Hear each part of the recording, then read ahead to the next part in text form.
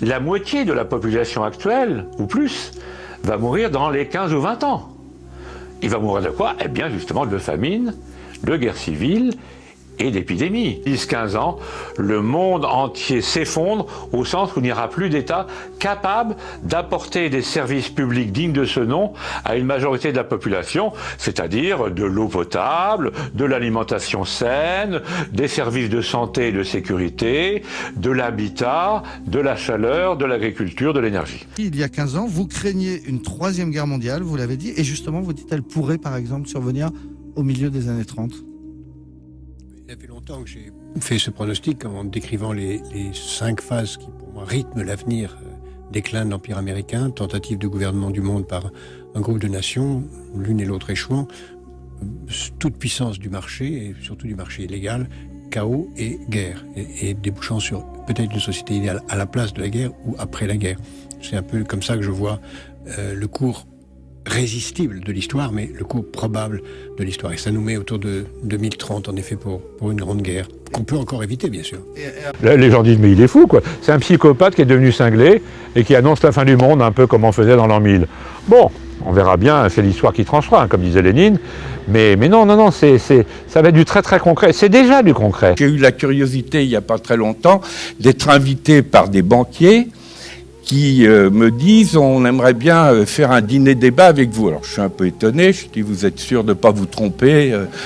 Bon, mais je n'ai pas énormément d'homonymes, etc. Donc il me dit, non, c'est bien vous. Alors je dis, pourquoi vous voulez qu'on discute? C'est à cause de votre livre, là. Vous avez écrit un bouquin qui s'appelle La cause humaine, mais c'est surtout le sous-titre qui nous intéresse.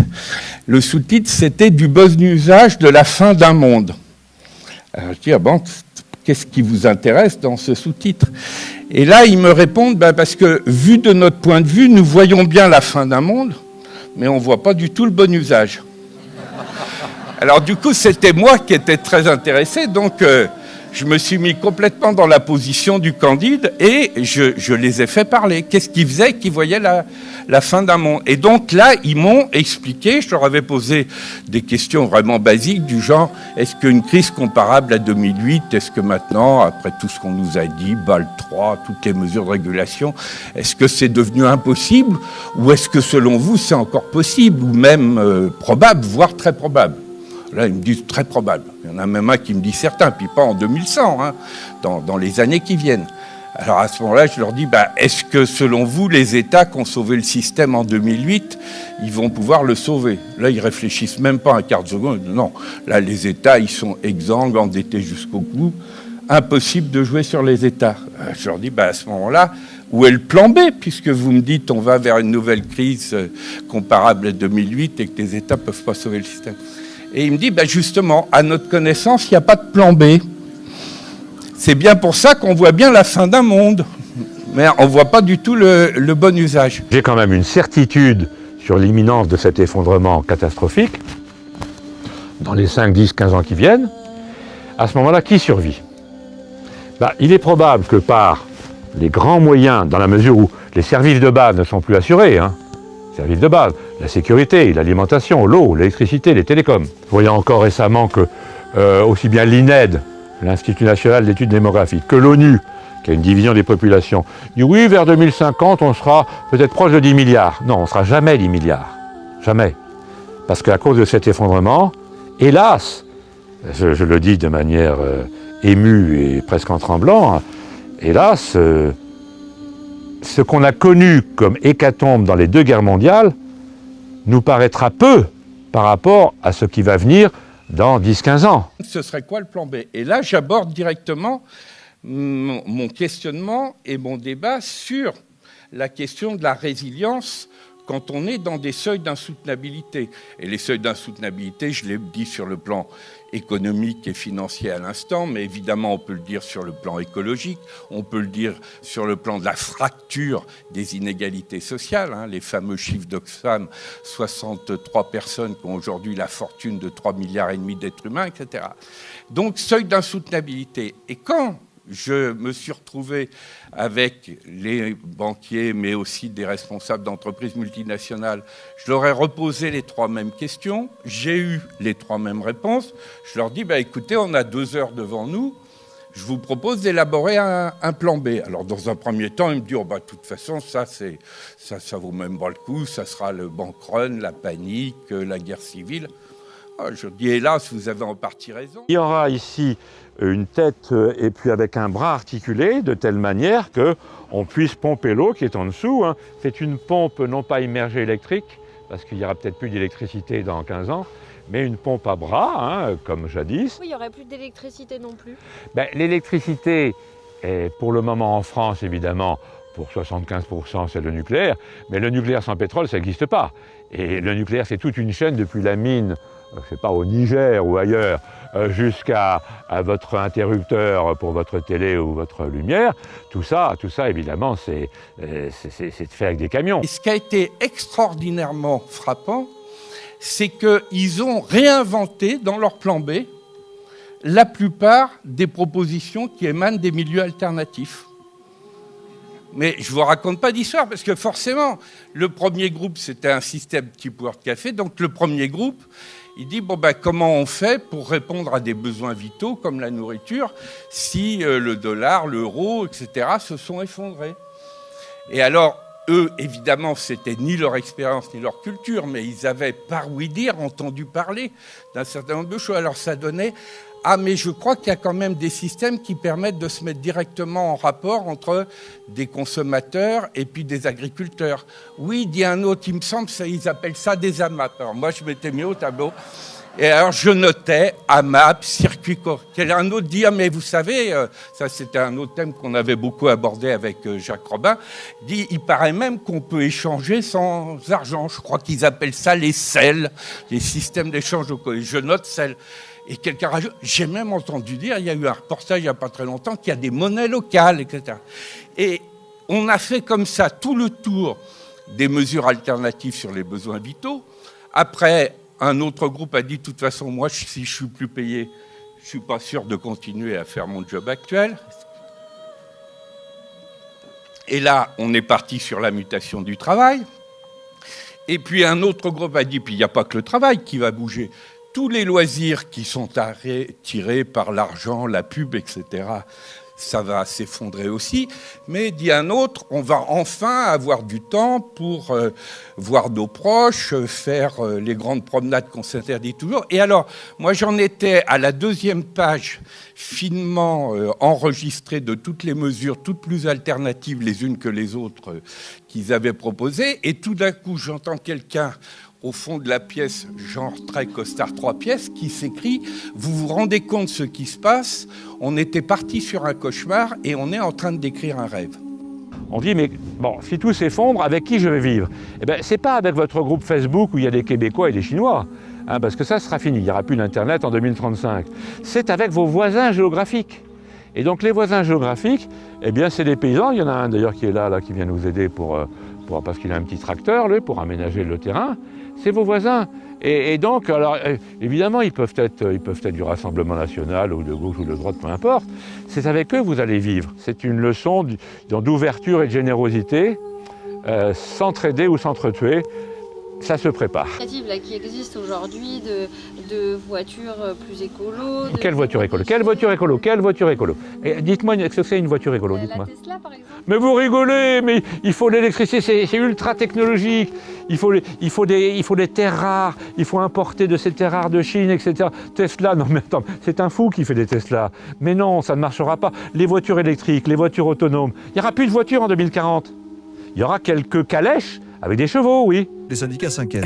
Oui, c'est compliqué. La loi mobilité arrive ce matin au Parlement et elle prévoit l'interdiction définitive des moteurs thermiques, c'est-à-dire essence et diesel, en 2040. Mais certains, surtout après la vague verte de la semaine dernière, réclament une accélération du calendrier avec une interdiction définitive, pourquoi pas dès 2030, comme ce sera le cas à Paris. Plus de voitures thermiques dans Paris en 2030. Et pour le diesel, c'est interdiction dès 2024. Vous voyez, on parle de dans 4 ans et demi. On voit bien que les échéances se rapprochent. On voit bien la falaise, le précipice pour cette industrie automobile qui produit encore aujourd'hui 95% à 95% des voitures thermiques. Le mode de transport du futur en 2040, je dis 2040 comme ça, c'est dans 20 ans, c'est pas les bagnoles, c'est pas les avions, il n'y aura plus d'avions, il n'y aura plus de bagnoles, il y aura peut-être quelques bagnoles au gazogène, au biogaz, quelques milliers, mais c'est le cheval. Et si Yves Cochet avait raison? Et si en effet on risquait tous de s'entretuer pour survivre d'ici une vingtaine d'années? Si l'avenir ressemblait vraiment à un futur épisode de Walking Dead, Yves Cochet nous encourage plutôt à nous serrer les coudes dans ce reportage, à nous rassembler, à résister, la solidarité, mais jusqu'à un certain point. Écoutez ce qu'il dit à la fin du reportage. Au moins on se dit, on essaie de montrer des exemples, disons, d'éco-village, de résilience, de résistance, alors avec les voisins, avec je ne dis pas le nom parce que je ne voudrais pas que les gens sachent qu'on habite, enfin peu importe. Voilà, donc sachez que Yves Cochet ne nous accueillera pas tous dans sa ferme, puisqu'il ne peut pas donner l'endroit où il habite. Faut quand même pas exagérer, hein. Enfin voilà, vous voyez ce que je veux dire. Mais bon, écoutez, que dire? alors, je ne sais pas. C'est une grosse tendance aux États-Unis. Alors, Les si on devait mourir survivalistes, demain. ils achètent des abris anti-atomiques. Ils sont très nombreux à faire ça. C'est la même. il nous conseille en tout cas de quitter les grandes villes, parce qu'on ne survivra pas dans les grandes villes. Il faut acheter un terrain avec de la surface, avec des points d'eau et avec surtout de quoi pouvoir faire Mais non, mais parce pousser, qu'on va de se quoi battre si manger. le terrain va Voilà. coûter. avec une piscine. Bon, Avec écoutez, une piscine. tout ça est un mauvais rêve. Quand il y a un effondrement, que ce soit la peste ou que ce soit l'effondrement, comme je viens de dire, mondial, qui sont les gens qui vous empêchent de vivre? Ce ne sont pas les Chinois, quand on est en Bretagne. Ce sont vos proches, vos amis, éventuellement votre famille. Vos rivaux pour la survie sont les plus proches de vous. Donc la psychologie qu'on a, c'est une psychologie absolument terrible. Elle est terrifiante. Allez vous mettre ça en tête. Qui est-ce qui va mourir le premier? Moi ou mon mari ou ma fille ou mes voisins? C'est absolument terrible, madame, hein. J'ai du mal à en parler.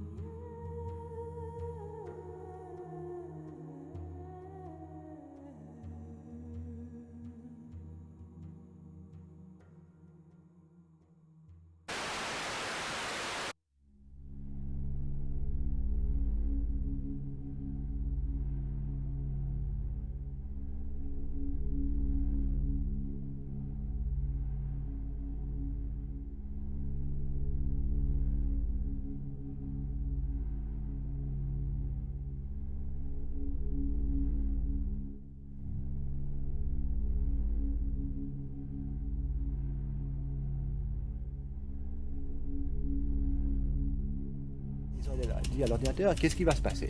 L'ordinateur a montré que si tout continue de la même façon, vers les années 2030 à peu près, approximativement, donc dans 50-60 ans, il y aura une chute brutale de la population d'à peu près les 2/3.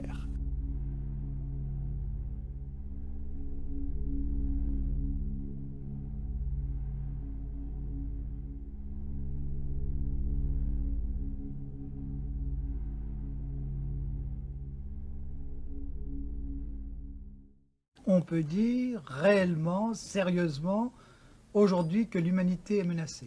Oui, certainement. Il est extrêmement difficile de donner un délai, si vous voulez. À quel moment est-ce que ça sera à quel moment est-ce que ça sera la catastrophe? Ça c'est difficile. Eh bien, ce qu'on peut dire, je crois que là, ça a été étudié par différents groupes, en particulier le fameux groupe de Rome, qui est un des groupes de savants de très haut niveau, vraiment extrêmement modérés et prudents et précis dans leur méthode de travail, qui ont travaillé avec le MIT, c'est-à-dire le Massachusetts Institute of Technology de Harvard, Boston, parfaitement. Et ils ont quand même étudié les choses de façon très approfondie, et précisément dans ce domaine de prospective, pour tâcher de voir un petit peu combien de temps on pouvait courir sur notre lancée actuelle.